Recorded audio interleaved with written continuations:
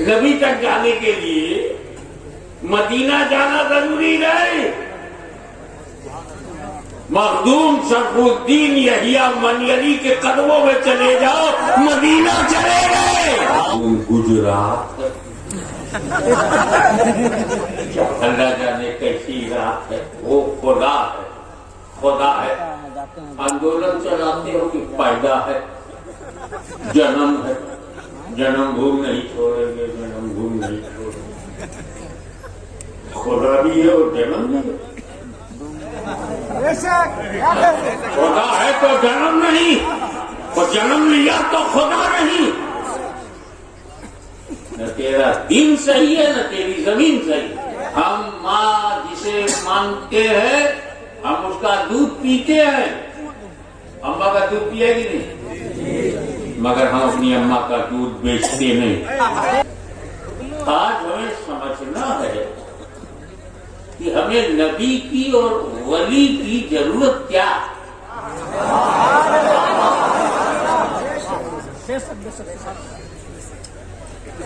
Why we are needy of prophet and friends of him? हमको नबी और नबी का मित्र क्यों चाहिए?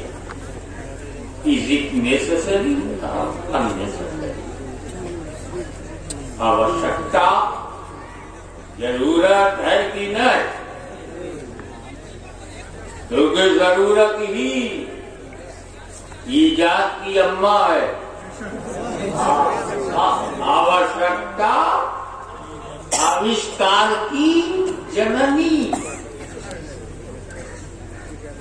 Necessity mother of invention.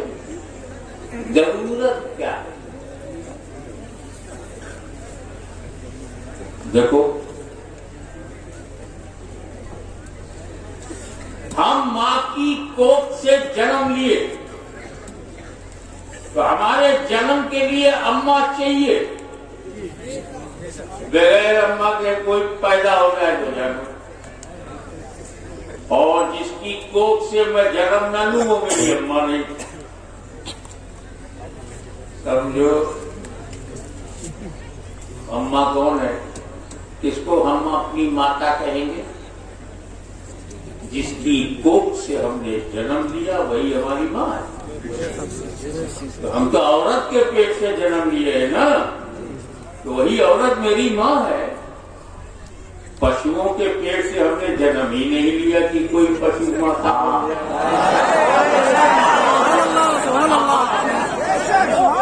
ये तो दर्जा घट गया।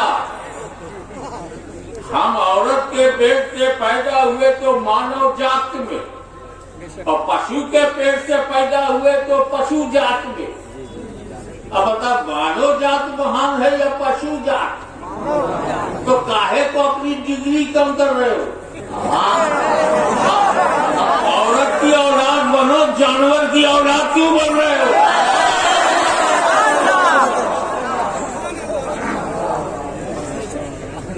छेड़ोगे तो सुनना पड़ेगा। ये हिंदुस्तान है, किसी संघ की जागीर नहीं। अजमेर मेरी तस्वीर है, हमारा पीर है। कहोगे तो सुनना पड़ेगा। तो माँ जरूरी है, बाप जरूरी है। अकेली अम्मा क्या करेगी? अब्बा भी चाहिए। मैं जरूरत समझा रहा हूं कि इसके बगैर काम न करे। अब्बा नहीं तो पिता का अंश माता के गर्भ में जाता है, तब वहां से बच्चा आकृति और शक्ल बनाता है, और 9 महीने के बाद जनरली डिलीवर हो जाता है। तो पिता नहीं तो तेरा पता नहीं।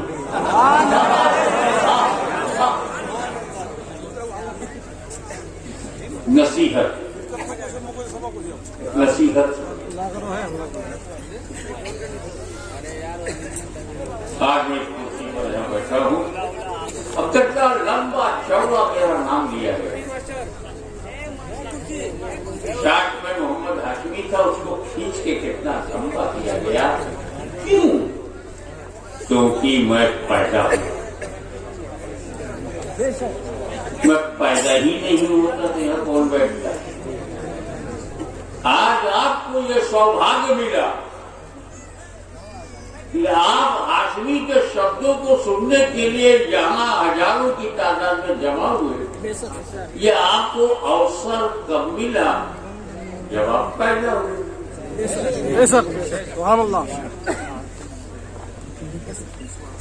कोई चाय बेचने वाला नेता कैसे बनता? ये अवसर इसलिए मिला कि वो पैदा हुआ।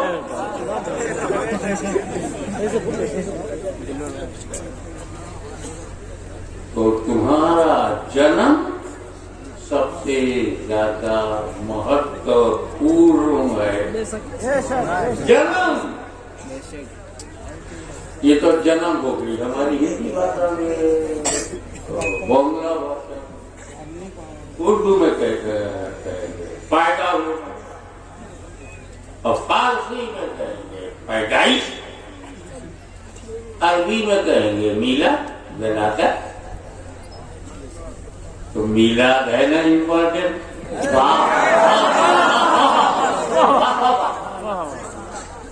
और सबकी मिलाद अलग अलग है। मेरी मिलाद, तेरी मिलाद, मिलाद बने विलादत पैदा होना। मिलादुल हाशमी, हाशमी पैदा हुआ। मिलाद शमीम मास्टर, तो शमीम मास्टर पैदा हुए। मिलाद सब जो पैदा उसकी मिलाद है, लेकिन नबी की मिलाद और है। हमारी मिलाद जमीन को भरने के लिए और रसूल की मिलाद जन्नत को भरने के लिए।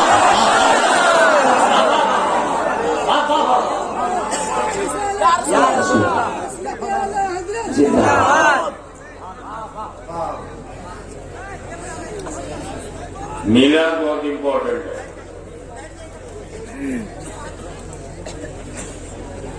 और मिलाद या जन्म से एक बात और अच्छा है, बहुत बढ़िया बात ये कि जो लोग जन्म मानते हैं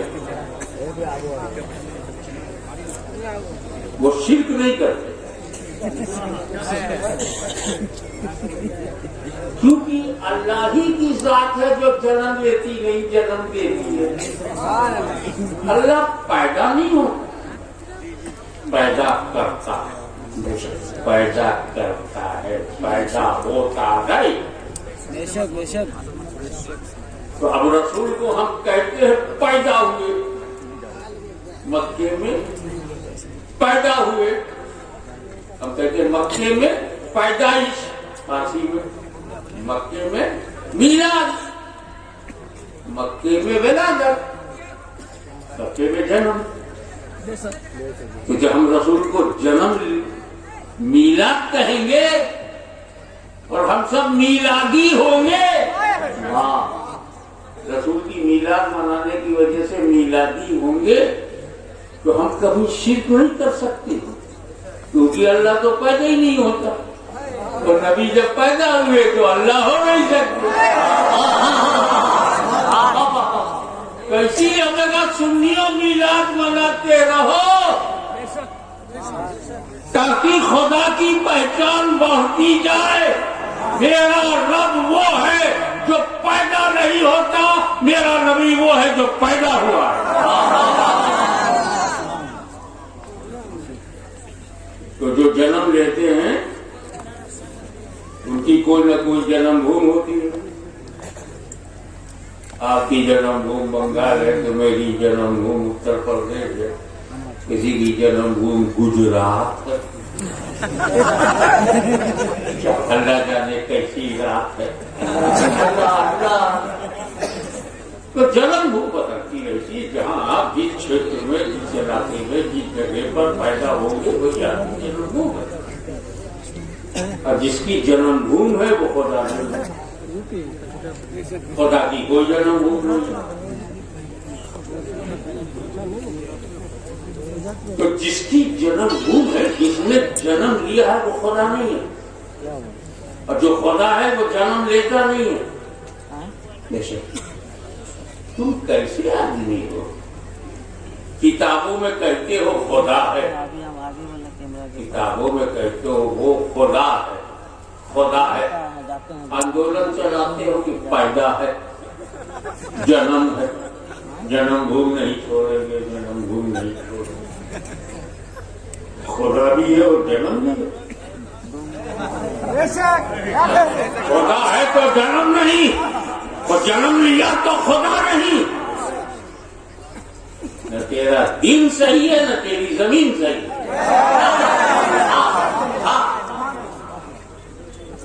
ऐसे अंदाजा लगा अम्मा बहुत जरूरी है। और लायक बेटे हैं हम लोग, अल्हम्दुलिल्लाह। अपनी माँ का बड़ा सम्मान, बहुत आदर। हम जिसको माँ बोलते हैं तो मुंह नहीं बोलते, मन से। हमारे दिल में हमारी माँ, और क्या सम्मान है। हम माँ जिसे मानते हैं, हम उसका दूध पीते हैं। अम्मा का दूध पिएगी नहीं, मगर हम अपनी अम्मा का दूध बेचते नहीं। अरे समझा करो यार, ऐसा खुल के बोलने वाला मिलेगा नहीं। वो इसलिए कि हिंदुस्तान के अंधकार सुन ले, अगर तेरे जैसा बोलने वाला यजीद है तो जवाब देने वाला हुसैन की औलाद है।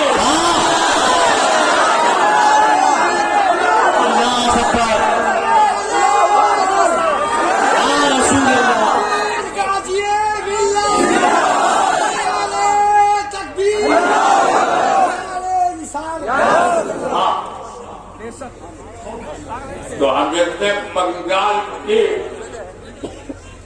वैभवपूर्ण, आदरणीय और सम्मानीय बंगाल की जनता, लोग अपनी माँ का दूध पीते हैं, माँ का दूध बेचते नहीं। अभी बेटा है माँ का दूध, तो वो कैसी अम्मा है जिसका दूध व्यापार में हो? तो मेरी अम्मा मेरा व्यापार है, मेरी माँ मेरा कारोबार नहीं है।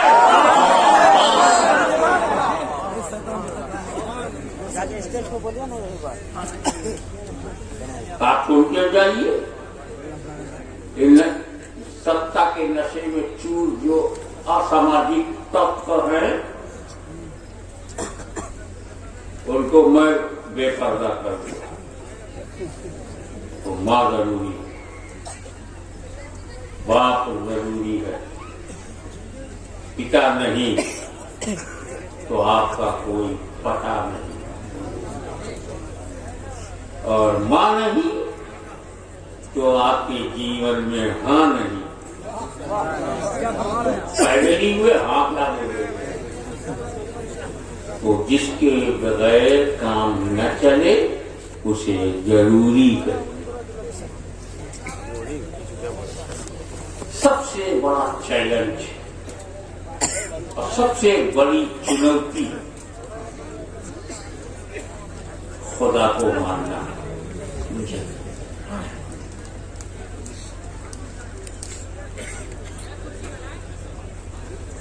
खुदा को मानना जरूरी है। अरे हम दुनिया में आ गए हैं, किसने बनाया? चिंतन, सोच। उसको माइक दे दो ताकि आवाज जरा ऊंची हो जाए। चिंतन न रोकिए, मत रोकिए। ऐसा है ना, कभी कभी जब आप ऐसा करेंगे तो कुछ और लगेगा। मर्द नहीं है क्या?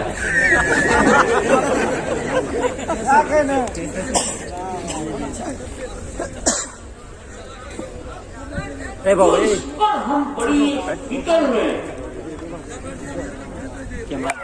तो मुसलमानों को फिक्र थी कि खुदा को मानना। क्यों फिक्र थी? वो ये जानते थे कि मैं जो बनाऊंगा, मैंने माइक बनाया तो माइक से महान मैं। जिस डेकोरेटर ने इस शामियाने को डेकोरेट किया है, लाइटिंग किया है, वो इस डेकोरेशन से महान है।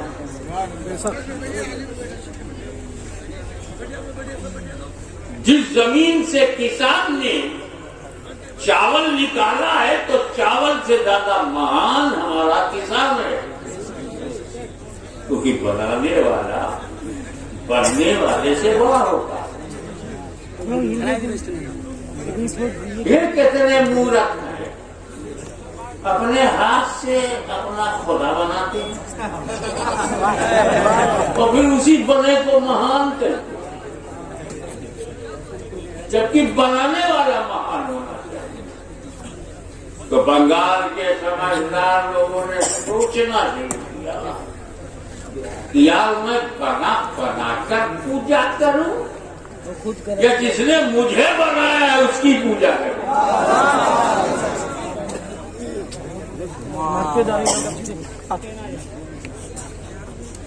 तो अब खुदा को मानना जरूरी,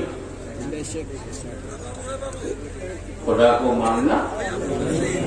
अब मानने के लिए जानना जरूरी, ज्ञान नहीं तो मानोगे क्या? और ज्ञान के लिए हमारे पास सिर्फ 5 ही साधन है। ये है only 5 sources of knowledge, only 5 sources of knowledge। हमारी ज्ञान की प्राप्ति सिर्फ 5 रास्तों से है। नंबर 1, हमको आंख से ज्ञान होता है कि काला है कि नीला है कि पीला है। अरे बाबा मत बैठा लो, तो घर बैठा दो है, जरूरत भी तो घर नहीं जाएगा, तर कर दे, एक नहीं जाएगा, 4-5 जाएगा। जरूरत से हो तो जरूर जाएगा, क्योंकि अभी जरूरत ही में तो भाषण दे रहा। ये भी जरूरी है, एक्स्ट्रा बाहर।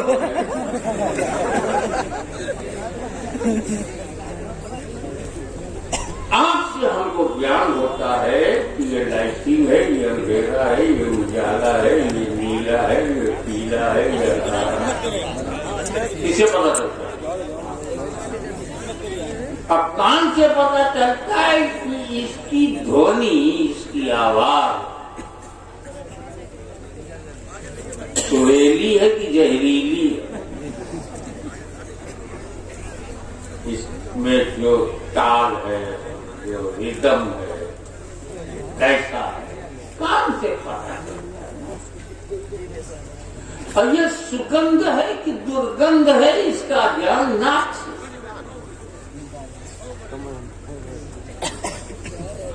और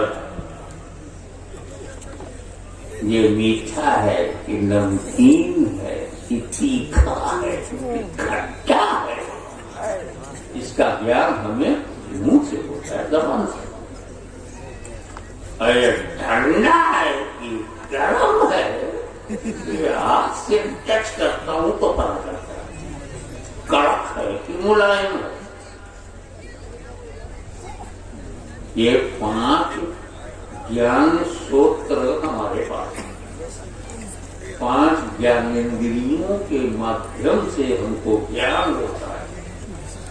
आंख में आए तो पता चलेगा, नाक में जाए तो पता चलेगा, कान में आए तो पता चलेगा, हाथ से छूं तो पता चलेगा, जबान पे रखूं तब पता चलेगा। खुदा को मानना जरूरी, मानने के लिए जानना जरूरी, और जानने के लिए 5 माध्यम, केवल 5 दरवाजे ज्ञान के हैं। वो खुदा इन 5 में किसी में आता नहीं। हम खुदा को देख नहीं सकते, ज्ञान कैसे होगा? हम खुदा को सुन नहीं सकते, ज्ञान कैसे होगा? हम खुदा को सूंघ नहीं सकते, ज्ञान कैसे होगा? हम खुदा को चख नहीं सकते, ज्ञान कैसे होगा? हम खुदा को टच नहीं कर सकते तो ज्ञान कैसे होगा? खुदा इसमें आता ही नहीं, क्योंकि वो गैब है, अदृश्य है, असीमित, अनंत, निराकार, लामहदूद, अनलिमिटेड। हम लिमिटेड, वो अनलिमिटेड। हम सीमित, वो असीमित। हम आकार, वो निराकार। वो गैर, हम जाहिर, वो गैर। हम खुला, वो छुपा। हम दृश्य, वो अदृश्य। जाने, क्योंकि वो तो गैर है। जब हमें जरूरत पड़ी एक ऐसे नबी की जो गैब की बात बताए, अगर गैब बताने नबी आया नहीं तो आया काहे को? और गैब बता के चला गया, गैब का मानते क्यों नहीं? ईमान लाते हो, क्या कहते हो? मन तो बिल्ला मल्ला चुकी हो, कहते हो ना? फरिश्तों को देखा है, फिर ईमान कैसे लाए? वो किताबें जो ओरिजिनली अगर मूसा हज़रत दाऊद पे है, वो तेरे पास है, फिर मानता क्या है? वो सारे रसूल जो पहले आए, कभी किसी को देखा है? मानता क्या है? वो आमन तो मैं ईमान लाया अदृश्य पे, गैब पे। क़यामत पे ईमान लाना, गैब पे ईमान लाना। खैर और शर मिनल्लाह ताला मानना, गैब को मानना। आखिरत को मानना गैब, जन्नत को मानना गैब, जहन्नम भी बनी है गैब, लामकाम है गैब, जमीन के अंदर गैब, आकाश में गैब, पाताल में गैब, और कब्र में 3 साल होगा गैब। क़यामत आएगी गैब, इमाम महदी आएंगे गैब, ईसा मसीह नाजिल होंगे गैब। इतना सारा गैब बताने वाला गैब का नहीं है।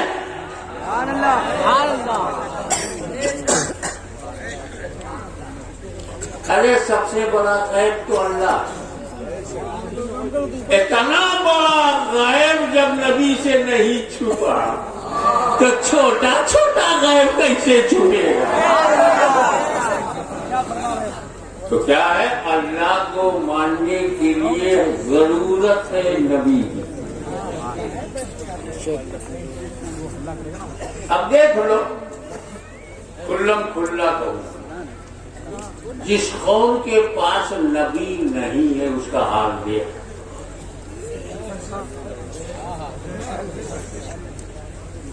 आपके वहां नबी है ना, आप यहाँ एक ही खुदा, और जिस समुदाय में नबी नहीं है, 135 करोड़ कितने हैं जिनके पास नबी नहीं है? तो उन्हें ये भी नहीं मालूम कि खुदा कितने हैं।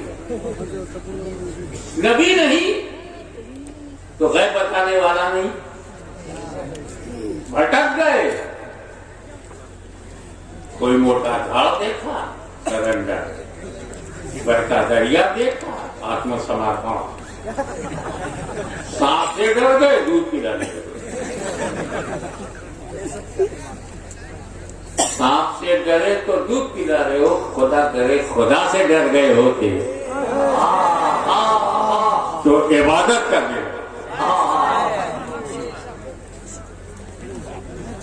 हाउ मेनी गॉड्स,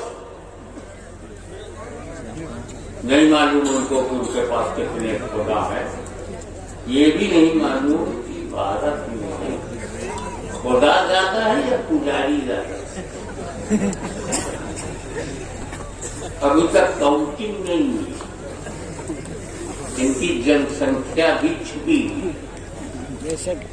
तो नबी यहाँ होगा, मंजर कुछ और होगा।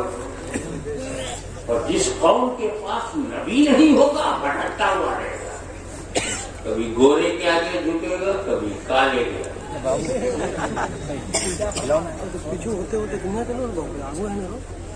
कभी तलवार के आगे सरेंडर होगा, कभी त्रिशूल के आगे। और नबी होगा तो त्रिशूल के आगे नहीं झुकेगा, फिर रसूल के आगे। मैं स्पष्टवादी होने की वजह से ऐसा बोल रहा हूँ, जो किसी के दिल को दिखाना मेरी नीयत नहीं है, मेरी मंशा नहीं है, मेरी नीति नहीं है। लेकिन सोचो, ये तो वो कौम है जिसके बाद नबी नहीं। इसी दुनिया में नील गगन के नीचे धरती के ऊपर कुछ और समुदाय हैं और कौमें हैं जिनके पास नबी का नाम है। ओल्ड टेस्टामेंट, न्यू टेस्टामेंट, नबी का नाम है। अब उन्होंने नबियों का नाम अंग्रेजी लहजे में रख दिया। हम आदम कहते हैं वो एडम, हम मूसा कहते हैं वो मोजेस, हम याकूब कहते हैं वो जैकब, हम यूसुफ कहते हैं वो जोसेफ, हम इब्राहिम कहते हैं अब्राहम। मतलब नाम है। इंजील में, तौरेत में, ओल्ड टेस्टामेंट में, न्यू टेस्टामेंट में नबी का नाम है। पैगाम गायब, message of Musa, message of Dawood, message of Isa Masih गायब, संशोधित, एमेंडेड, परिवर्तित, बदला हुआ है। नाम तो नबी का है, पैगाम नहीं है। भारत से लेकर अमेरिका तक, पूरे यूरोप में,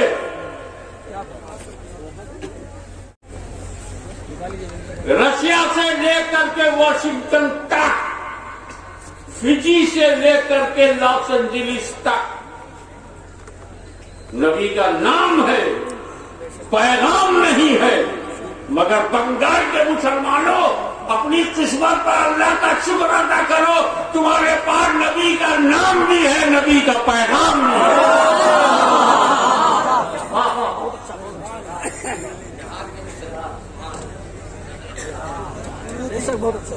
तो आपके पास नबी का नाम भी है और नबी का पैगाम भी है।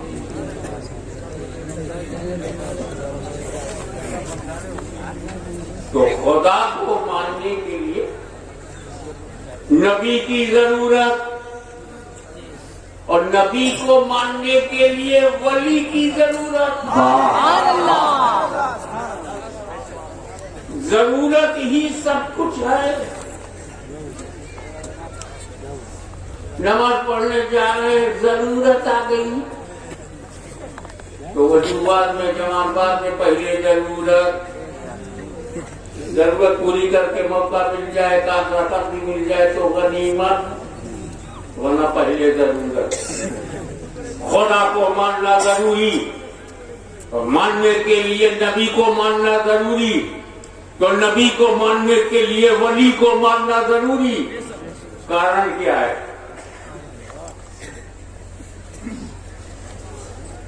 कारण ये है कि नबी अल्लाह का नायब, नबी अल्लाह का नायब, अल्लाह का खलीफा, अल्लाह का असिस्टेंट, ईशदूत। नबी अल्लाह का नायब। इन्नी जाइलुन फिल अर्द खलीफा, मैं आदम को जमीन पर अपना नायब, अपना खलीफा बनाने वाला हूँ।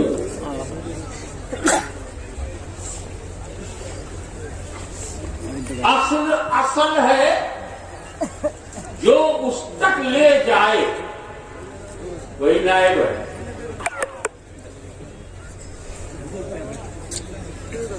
असल तो असल है, वो मिले तो मिले, और नायब के पास जाना असल के पास जाना। जब हर नबी खुदा का नायब है तो नबी तक जाना खुदा तक जाना। ऐसे जब हर वली नबी का नायब है तो किसी वली के पास जाना नबी तक जाना। नबी तक जाने के लिए मदीना जाना जरूरी नहीं। मखदूम शरफुद्दीन यहिया मनियरी के कदमों में चले जाओ, मदीना चले गए। गुलाम पंडवी के कदमों में चले जाओ, बारगाह नबूवत में जाना हो गया। क्योंकि ये मखदूम बिहार शरफुद्दीन यहिया मनियरी रज़ी अल्लाह तआला अन्हु रसूल के नायब है। शेख पंडवी रसूल के नायब है। और आज हम जिसके नाम का चर्चा कर रहे हैं मखदूम शिमलानी रसूल के नायब। समझ गए कि इसका नाम क्यों मखदूम शिमलानी का अंदोलन रखा? क्योंकि नायब के पास पहुंचना असल के पास पहुंचना।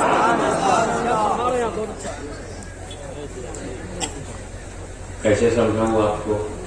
वक्त असल हो क्या, नायब हो, खलीफा अलग पीछे। सिद्दीक़ अकबर खलीफा रसूल के हैं, रसूल के बाद रसूल की खलक रसूल के पीछे है। अब उस्मान गनी मौला। अब आपको आसानी से समझाऊं जो आपके व्यवहारिक जीवन में पहले से है। और ये कैसा इलाका है, यहाँ बंगाल का गाल भी है और बिहार की बहार भी है। जब गाल पर बहार हो तो कितना पूर्व बेकार हो, नहीं तो बेकार। कैसे समझाऊं आपको आपके जीवन, आपके व्यवहारिक जीवन में और बताता हूँ।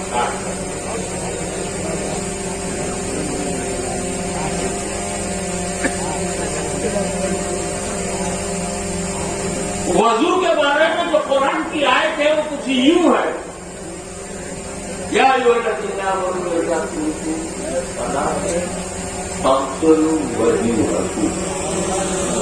कुरान कह रहा है कि ये लोगों जब नमाज का इजाजा करो तो वजू जरूरी है, तो वजू करो। और पहले क्या करो, वजू सबसे पहले अपना चेहरा धो। अबे कुरान में है कि सबसे पहले चेहरा धोना चाहिए।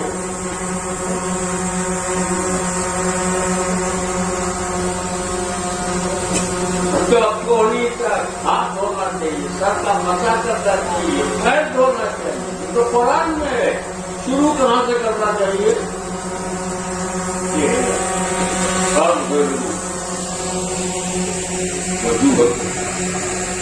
अपने चेहरों को धो। अब तुम क्या करते हो?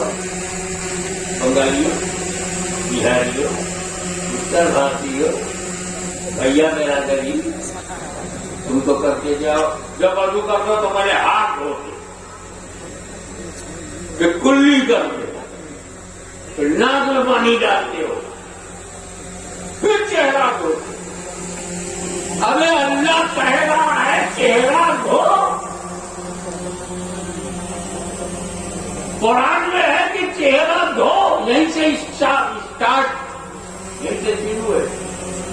और तुम हाथ से शुरू करते हो। वो अल्लाह ने कहा है, ये रसूलुल्लाह ने कहा।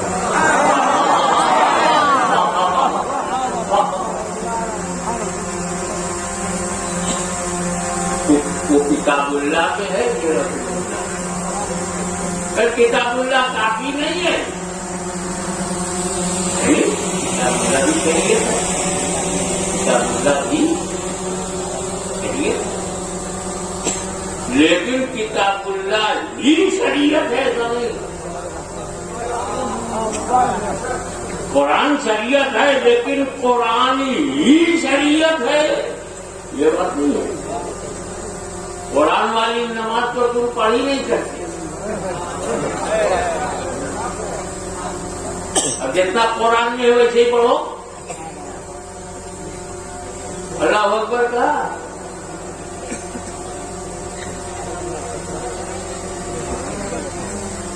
रुकू में गए, सुभान रब्बिल अज़ीम कहा, काय वो कहता है कुरान में नहीं है।